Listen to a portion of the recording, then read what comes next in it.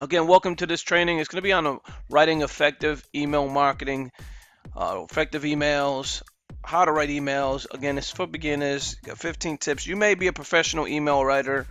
You may not need this training. Uh, but again, I mean, everyone has to educate themselves when they're writing emails because that's a form of communication which we all, as marketers, use every single day.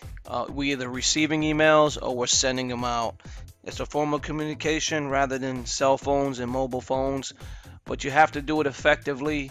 There's easy ways, there's the hard way, and there's the long way. There's some people that create these emails that are longer than a page or two, and if you just met a person, you know they're not going to read that. So your best bet is to pique the interest on the subject headline, and then in the content body, get to the point and how you can help this person that's receiving your email for the first time. So here's going to be 15 marketing tips for beginners.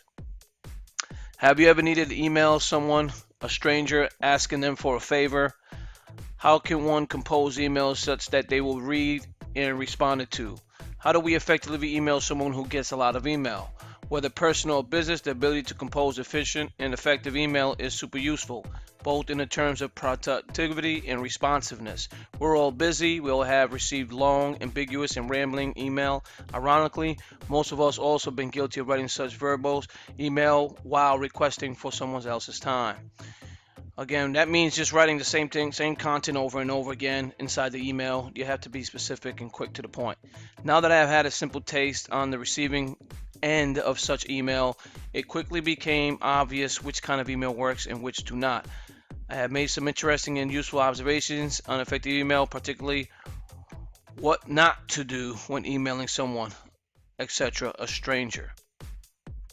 Give me one second. I gotta get my handy dandy handout.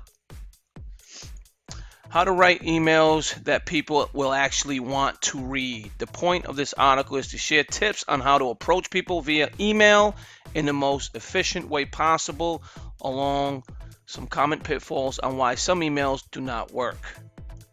You're going to learn the hard way and the easy way, ladies and gents. Assumptions. Before we dive in, let's lay out some assumptions. The recipient, the person that's receiving the email, potentially gets a lot of email. You get a lot of email. I get a lot of email. If you're a marketer, we all receive tons of email. You need something from the recipient and plan on pitching it via email. You either do not know the recipient, or she or he is an acquaintance, or she or he is a close friend, and you're asking for an unusual request. Our goal is to construct email that will actually be read, it will actually be understood, will not annoy the receiver, does not take up too much time on the receiver's end. This is very important, ladies and gentlemen. Assumptions, again. Email psychology. Generally speaking, the sender and receiver see things from drastically different points of views. And from the perspective of a sender, we often do not spend time understanding who is the receiver and is what their inbox might look like. Let's have a quick glance at both sides. First of all, the receiver.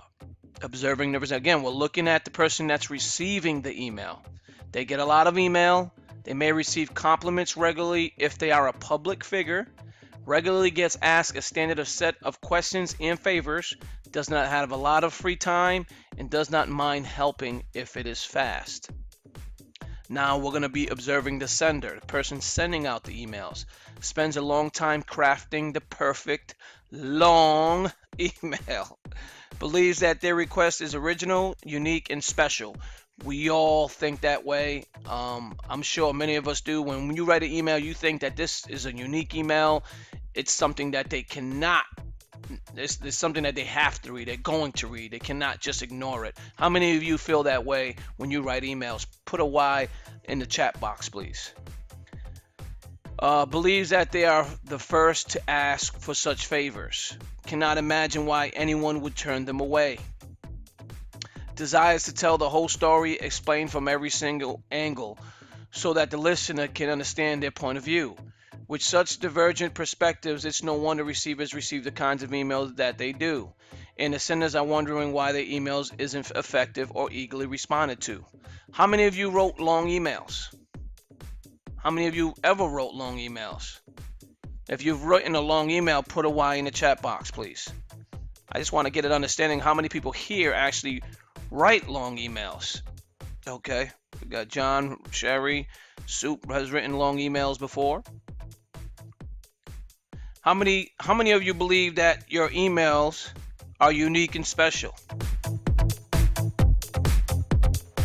How many of you believe that your emails are unique and special? That's right, we all do. I mean, I believe, see, we all believe that. We all want to believe that our emails are unique and special, but we often forget that what the receiver, when they're receiving the email, how much of their time we could possibly be wasting with long, ambiguous emails and verbose emails. So take it to hand. Let me go to page 3. Now, putting ourselves in perspective of a receiver, and we've all been there, when we are faced with going through an inbox full of email, Patricia with 3,000 inboxed, coming back from a vacation, for example, we have some natural habits that are worth noting. We tend to answer or be drawn to email that are the fastest to answer or process. That means emails that require very little work or thought, which is very true. We all have done this. I mean, we all have done this. How many of you have received an email from an affiliate marketer? I mean, you may like his products, you may like his emails occasionally, but yet he will write this long email pointing out this, that, and a few links within it. How many of you actually read the whole email? How many actually read the whole entire email? Probably many of you don't. I want to say about 98% of you don't read it, because I mean, think about it. You skim through it. How many of you skim through it? Put a Y in the chat box. Because I'm one of them. I like short and sweet. Exactly. Correct. Let's see. When we open an email that's very long, our gut reaction is to close that email or come back to it later when we might have more time to read it.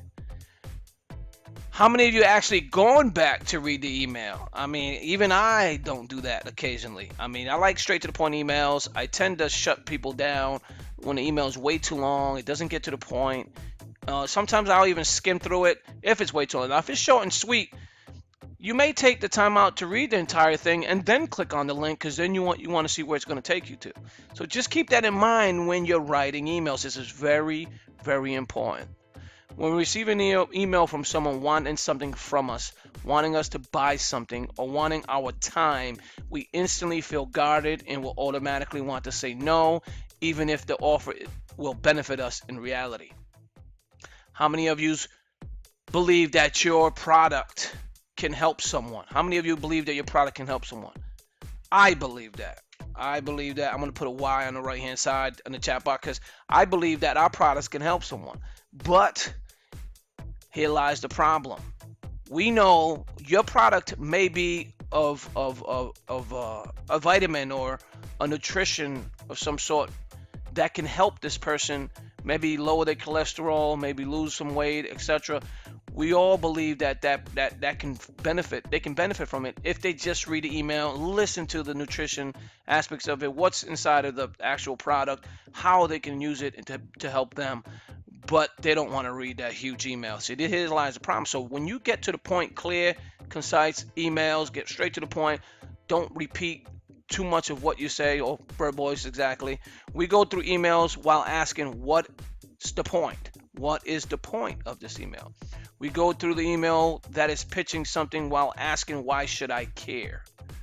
Okay, this is what we do, ladies and gentlemen. So here's going to be 15 tips for composing clear, concise, and responsive emails. Okay, so let me go ahead and bring my handy dandy handy. Number 1, determine your desired outcome. Determine your desired outcome. Most people know roughly what they want, but do not take the time to clearly think it through. This is how we end up with ambiguous and rambling emails. without a clear understanding about desired end results. Our thoughts are disorganized and we can easily confuse the receiver. I've done this in the past a million times. I started learning about emails, not everybody, we all learn how to write and create emails over time by looking and receiving other emails from other marketers. Suppose, possibly your mentor or someone that you see as a guru of some sort. How many of you will accept emails and actually read them just to see what they have to say? I mean, how many of you still receive emails from these people and still read it to this day? I mean, I'm one of them. I receive them, I read them just to get a better understanding of how they create emails. I mean, you have to understand by following someone with success, by understanding, like San does this a lot. He'll sign up for a leader out there selling a particular product or their guru of some sort. He'll sign up for their emails just to receive their emails to get a better understanding of the business, of what they do, how they do it. It helps him become a better marketer himself. We all need to learn somehow, some way. I myself receive emails in the same manner, and then I read it, get a better understanding of how they pitch their program. And every email that I receive from these big guys, a lot of it has to do with helping somebody. And it's not technically them, it's helping you, helping the person that's receiving. When you start creating emails in a manner that way, or even adding a small personal story of yourselves, it's going to build rapport within that email, etc. So I'm going to get to that while we're going through. I don't want to keep talking about it now because I'm skipping a few levels here. Again, so there are 4 types of email. Okay, there's a self-fulfilling email. A self-fulfilling email itself is the point. You want to tell the receiver something, either a compliment or information. No reply is necessary. The second is inquiries. You need something from the receiver in the form of a reply, for example, advice or a question answered. The reply is your desired outcome. Open-ended dialogue. To keep communication lines open for the purpose of some future result or benefit. Yep. Check your whiteboard. It looks the same. It's shrunken on outside. Okay, let me check. How about now? Yes, excellent. Okay, you're welcome. You're welcome. I didn't see it on mine for some reason. Okay, so action email. Action email, the goal is not the reply, but some action on the part of the receiver. For example, a sales pitch or asking for a website link exchange. Which type of email are you sending? What is your desired outcome? The clearer your intention, the more focused you will be. The better you can cater email for the intended result. The more likely you will get your desired outcome. How many times have you written an email? I mean, this is what we do as marketers. We usually put a video, a small description of the business first, then a video, and then a link for them to go somewhere. And it usually takes them to the website. How many of you have written emails like this and continue to write emails like this? Put a Y in the right-hand side of the chat box. I'm going to put a Y because I still, to this day, write emails in that manner. Well, let me make sure that's clicked. Pat, is it still showing big? I just want to make sure. It's perfect. All right. Second, quickly answers, what's the point? People want to know, what do you need from me? What do you need from me? Answer this question quickly. Skip long introduction, backgrounds, compliments, and details. Jump to the point. State it clearly using minimal words. If action is needed, make it clear what the desired action is from the recipient. You have to understand, you do not want to waste their time. And if no action or reply is expected, say it. Say it. No reply necessary. It'll be like music to their ears. State benefits clearly. If a pitch is presented, which a majority of us do because we're selling either memberships or particular products or software, make sure it includes many clearly stated, easily understood benefits for the receiver. Make sure it clearly states the benefits for the receiver. This is very powerful and very important, because if someone sees that it can actually help them, they're going to continue reading the email. Too many pitchy emails focus solely on the sender and why the action will benefit the sender. If you don't present incentives, or they are difficult to understand, the receiver will say no, resulting in a waste of time for both of you. Now, also make sure that the incentives are realistic, the exchange is fair, and there truly are benefits to the receiver. Do your homework before contacting someone. Put yourself in their shoes. Would you act on the offer? And this is very important. Very important. When you write an email and you want someone to actually take a look at what you're writing or what your offer is, make sure, again, you have to put yourself in the receiver's hand. If like you're sending it to yourself, would you read this email? Would you click on the link in this email? Who are you sending this email to? You see what I'm saying? So you have to make sure you have to understand, how would someone like me, if I was receiving this email from, let's say Janet sent me an email, and her email is strictly all about the sender, I may not read it. I may just delete it, because it's not all about helping me. It's all about helping her and her business. So you have to understand, you have to bring benefits, state the benefits clearly. Again, you have to remember to consistently keep it short, keep it sweet, and it benefits the receiver. And make sure that you add your signatures, your name, your phone number, a place where they can contact you. And don't sell so much. Don't sell so much in email. I know it's like, whoa, how do you tell a salesman not to sell? There's different ways to do it effectively. You may not have to sell in the first 3 emails. You could sell in the 4th email, and so on. Again, because if they're continually opening up your emails, you're going to notice that it's working. Okay. Example: emailing a high profile website for a link exchange is not a fair exchange. It's called spam. If they don't display the links to other sites, likely they won't display yours. Again, I don't really do that. I just think that's a terrible thing to do. I don't promote websites so someone can promote mine and so on. It's just, they do it. I wouldn't do it in an email, but again, some people, I guess, they do a link exchange and so on. But this is not my cup of tea. I don't do business like that. And then remember to KISS. Keep it stupid simple. Again, when you send out a long email asking for something from the receiver, time, a favor, etc., we are essentially saying, I do not respect your time. Show them you appreciate their time by making the emails short and simple to answer.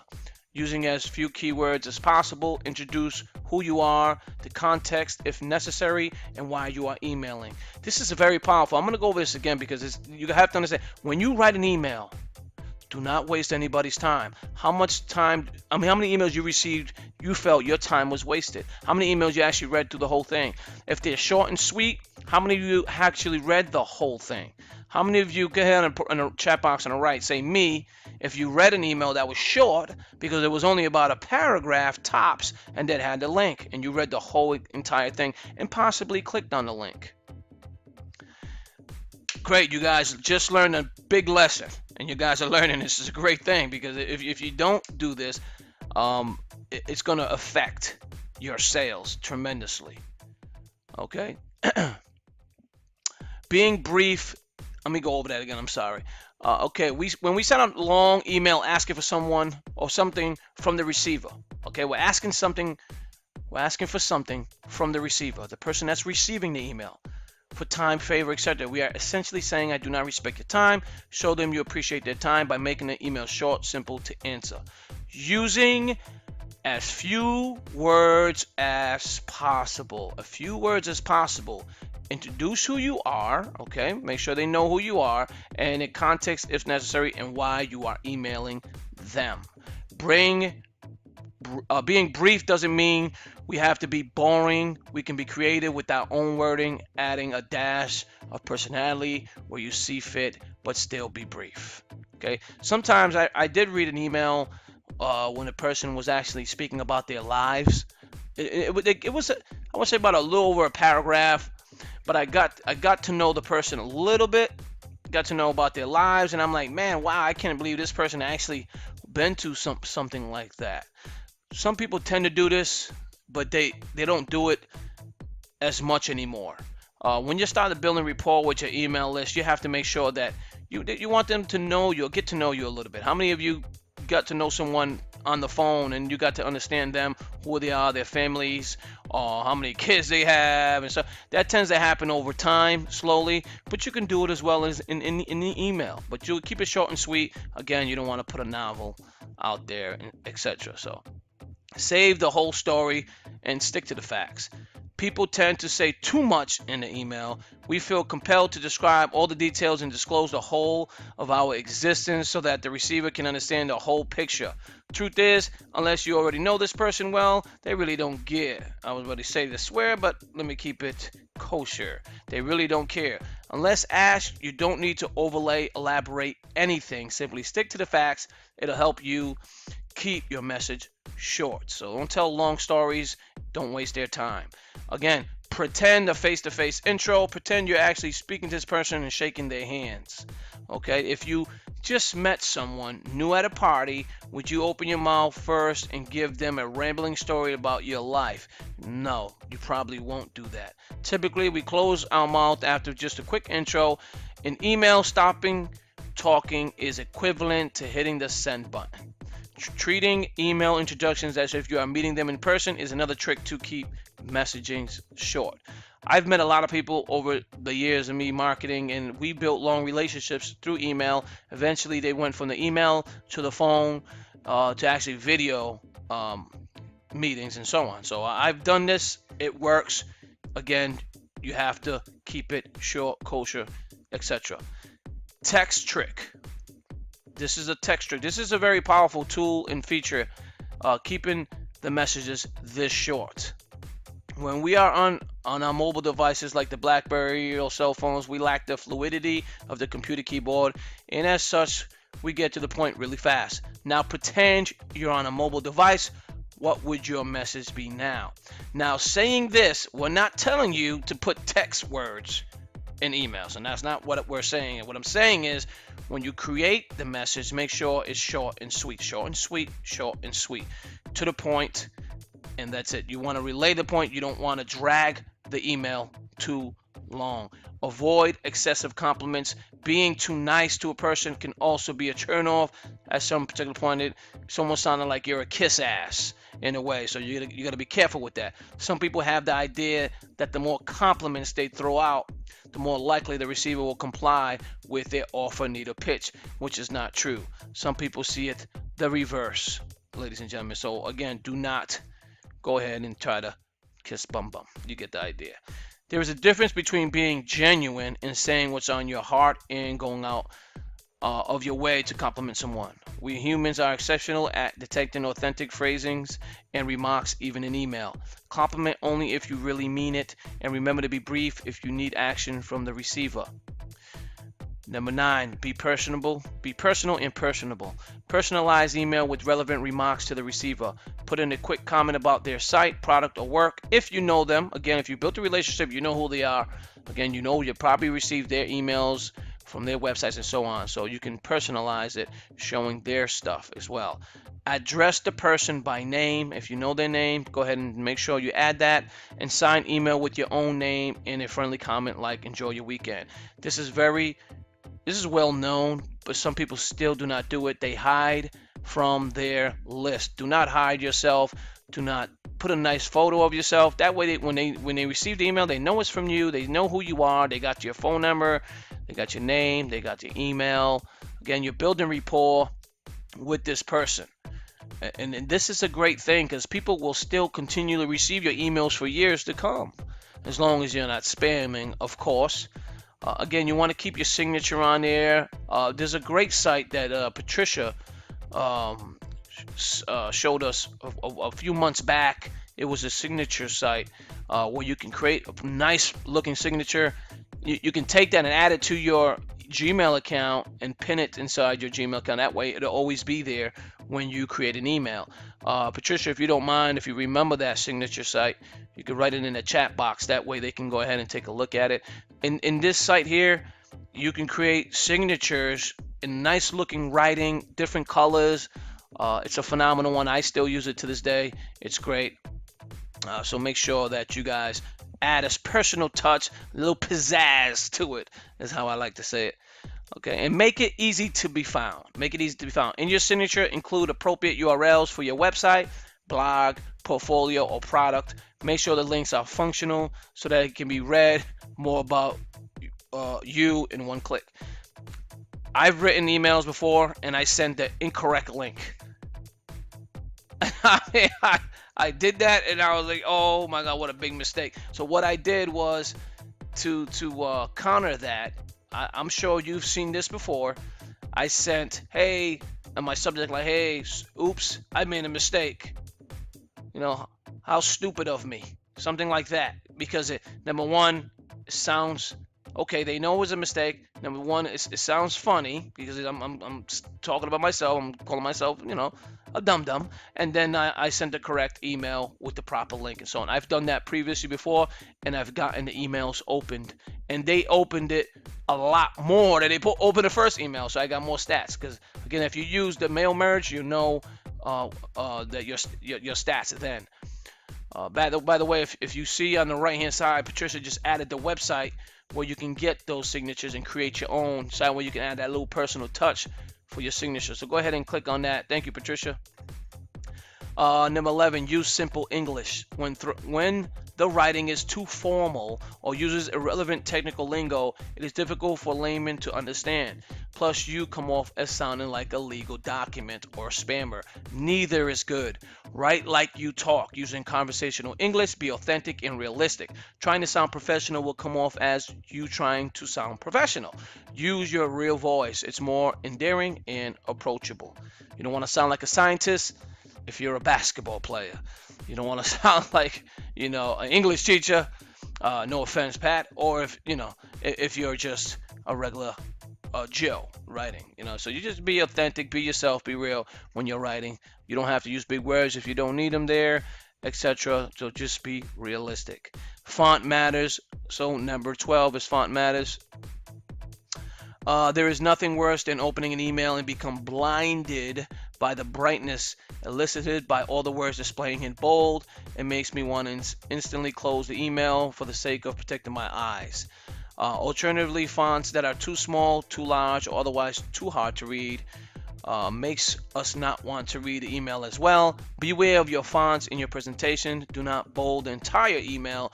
Use easy to read fonts and use a standard size. Do not use extravagant colors since they don't work well on all monitors and can be hard to read. So be careful. You have to think about other people. Maybe they can't see. Maybe they can see. And again, writing everything in bold is not going to help your email get read. How many of you opened up an email and everything was bolded and bright colored and you're like, wow, this thing it was loud. It was like a loud email. It was coming at you, but you weren't excited to read it. You wanted to just shut the thing down. How many of you have done that? Type a Y on the right hand side when you've seen those big, colorful, bolded emails. I've done that before myself. I used to think that it would grab more attention. But technically it wasn't grabbing more attention. It was worse. It was worse because it wasn't getting read as much. People were like, oh my God, this is ridiculous. It's unprofessional. It doesn't look professional at all. And people just get tired of looking at things of that nature. Again, just keep it short, sweet. Now, if you do have some words that you want to keep bold to make a point, like on a particular line or certain words, then yes, that is not a problem, but just not their entire email. Okay, formatting matters. Make emails easy to read and quick to scan by using the bullet points. Bullet points are very powerful. I still use them to this day, even in ads, because it goes straight. It's almost like when you have a bullet point, you don't have to talk about every single product in a full paragraph. You can just put bullet points and they quickly get to the point, and it's attractive to the eyes, because when someone sees a bullet point, they immediately go to that area because they know that's where the goodies is when they're talking about a particular product or software. Number list and keeping paragraphs short. Highlight keywords, bold or italic for emphasis without overdoing it. And minimize questions. Ask questions that matter and limit the number of questions and favors you ask in an email, 1 or 2 maximum. The more questions, especially open-ended ones, asked in one sitting, the less likely you are to get a response, and the less likely all your questions will be answered. Also, ask specific questions instead of a general, open-ended ones. Be reasonable and thoughtful when asking. Don't expect the recipient to solve all of your life problems. Okay? For example, how can I get rich quick? How can I become successful? Are too broad. Break them down into specifics and ask the one question that really matters. You can send additional questions in separate emails. The key is to keeping in line of the communication open by not overwhelming the receiver. I don't know how about you, but a lot of people don't do this. They feel it's, I don't know. I just think that the selling is they're too overwhelmed with selling. They want to sell more than they want to actually build relationships, and because of that, they don't ask questions. They don't ask questions, and they don't expect a reply. You send an email out just saying, hey, I'm going to send an email out, and in hopes that they're just going to read it, click on a link, and sign up. That's what a lot of people do, but they forget to when you're building a list is people that you're actually going to be communicating for long term. So don't be afraid to ask questions and say, hey, how can I help you better your marketing advertising? How can I help you create better advertising? How can I help you create better videos? How can I help you? Questions like that where you're asking them what you can do to help them become better at whatever they're doing. How can I help you write quicker, easier emails, etc.? These are types of questions you want to ask your list, because your list, if they're reading it, they're going to respond and say, hey, I've been receiving your emails and I've been reading them all. And when you get the feedback that you want from them, it's going to definitely help you in your writing, because you're going to know what to say, how to say it, etc. Especially if the people that are actually reading every email, because there will be some that'll read every email, almost anyway. And what's going to happen is they're going to respond and they're going to tell you what they feel you need to be writing about, or what you can help them in. What that is going to do is help you build long-term relationships with this type of emails, and it's a great thing to do occasionally. So don't be afraid to ask questions in an email, even if it's just one email out and it has a question on it. Say, hey, thank you, today's Wild Wednesday, it's a beautiful day today. I just wanted to ask you guys a question. Now, first of all, I want to thank you for, again, you want to compliment, thank you for taking the time out to read this email. One quick question: how can I help you create a better advertisement using the software that we're using? How can I help you? Again, a quick answer will be helpful. We appreciate it. I appreciate it. Thank you very much. And I'll get right to it as soon as I receive your responses. Ramona Scalera, the phone number, your email, etc., and hit send. Now, when they receive an email, it's almost like, okay, great, it's a question, I can answer it. They answer it. Now you're receiving replies. Now you know what to do down the line, what to incorporate in your emails or in your training for the future. That way, you're now helping these people. They know that you're going to be writing about that, so they're going to be opening it even more and maybe sharing it with their teams and so on, which is creating duplication in emailing, which is a very powerful thing. Once your team starts duplicating in emails, let's say you were sending 200 emails a week. Now the duplication starts to happen. Instead of 200 emails out and 5 people, 5 times 200, do the math, 10,000 emails going out now instead of just 200. So when they start sharing your emails with their teams, it's going to help you grow a lot larger and bigger in the industry and whatever you're in. So again, just keep that in mind. Trimming of words. Like grooming or guarding, read through the finished email and trim out words, sentences, and paragraphs that do not contribute towards your desired result. Check for potential ambiguous and unclear thinking. Can you rephrase sentences for clarity using fewer words? Check for excessive commentary that does add the email's main point, and remove extra details disclosed unnecessarily. So reviewing our 15 tips above, here's an email. Again, here's going to be a sample of what you can write in an email, taking everything that we've said. I'm going to go ahead and see if you can make it a little logic. Is that legible? Make sure this legible. You guys can see it all. All right. It's very much.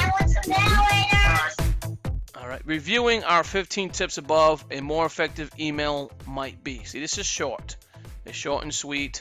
Again, it's not a large email, and I'm going to give you some pointers. So, subject: opportunity for free traffic. This is just, again, this is an example email. Hi, Ramon. I'm writing on behalf of, your company name. We make it easy for business owners to network with one another. Our squeeze pages get more than 3,000 monthly page views. Just having your business listed in our network will expose it to many new members. So it gets to the point, what the benefits for the actual person. First, they know who I am. Okay, they know what the subject's going to be about, the content of the email. So if they open it, this is a good thing, because this is where the first sale happens, is right in the subject line. So if your subject headline sounds like it's a scam or a spam, they're not going to open it. Okay, so make sure you understand that you have to write it the right way. Okay, we'll go over that in the future as well. I'm writing on behalf of your website URL, and we make it easy for business owners to network one another. So they know who you are. You have your URL here, and then the benefits of how your business or website or company can help them. Here are some squeeze pages currently in our community. Again, this is some examples. You might put some examples of how those pages may look, because they're gonna click on it and say, hey, okay, that looks cool, that looks awesome, great. Then you want to let them know that it's quick to join. Joining takes less than 4 minutes, and you'll love the results. So right here is stating that you're not going to be wasting their time when you're sharing this information, or when they're going to go ahead and register. It's not going to waste their time. It's only going to take 4 minutes tops. That's it. And again, let me know if you have any questions. So you're saying, hey, listen, I'm here if you need me. Here's my name, my company name, my URL, my phone number. Again, this was all done. It's quick, easy, and effective email. Taking home points. There was no rambling stories or long intros. Get to the point quickly. Next action clearly stated, and presents the benefits. These are all written in this email, and this is how you create effective emails for your list and so on. And we've given you an actual free autoresponder.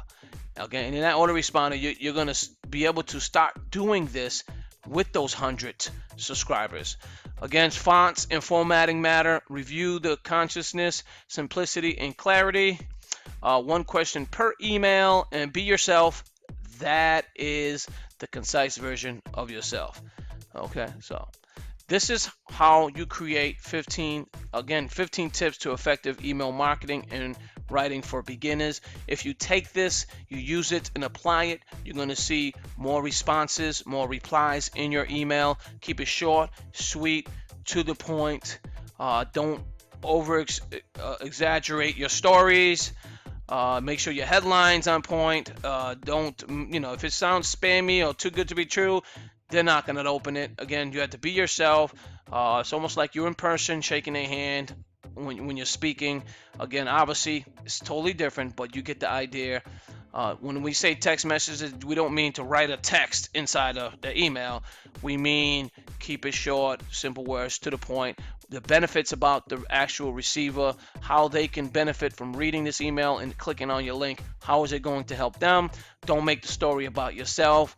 Again, how many of you receive over-exaggerated amounts of money? Say, hey, you can make $100,000 in 1 week. I mean, that is ridiculous. I mean, if you're not in the stock market and have tons of money, that ain't happening. So keep that in mind. You don't want to do things like that. You want to keep it short, sweet, and effective. Can emails build relationships? Yes, they can. I've done it for years, and I continue to do so. I had a list that was so large. I mean, again, some of them I got from other businesses. I used to purchase leads before when I first started, and then I stopped because those leads were not organic.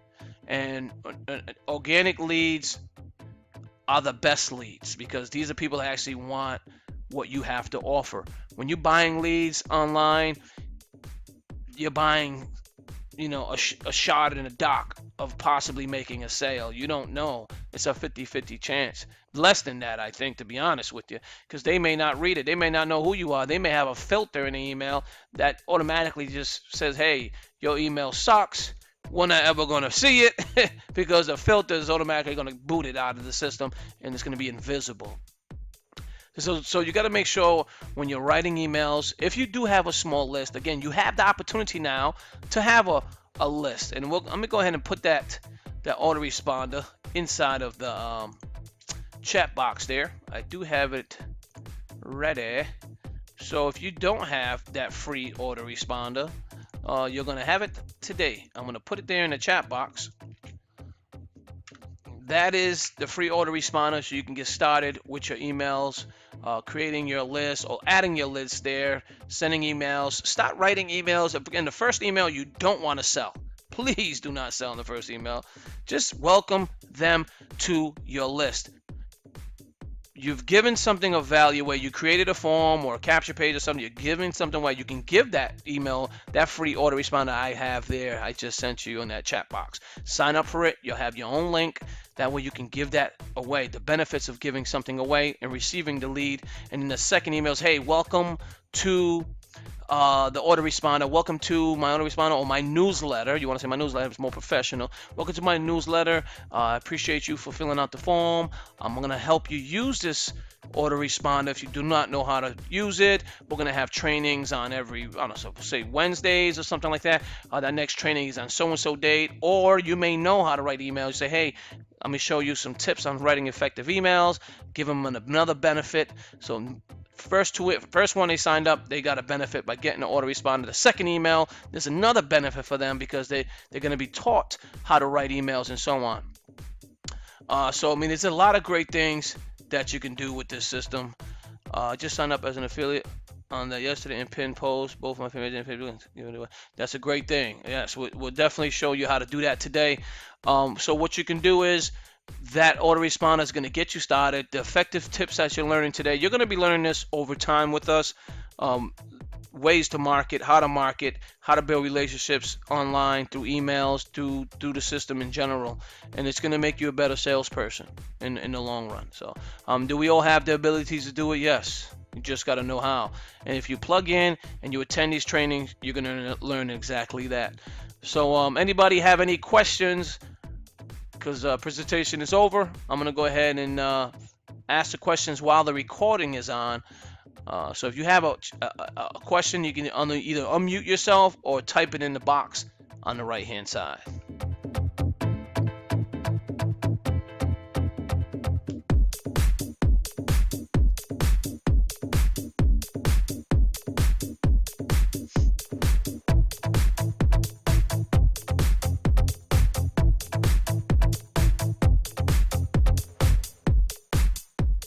Yeah, I'm not using that, Sherry. I'm using Screencast. It's just a better recording.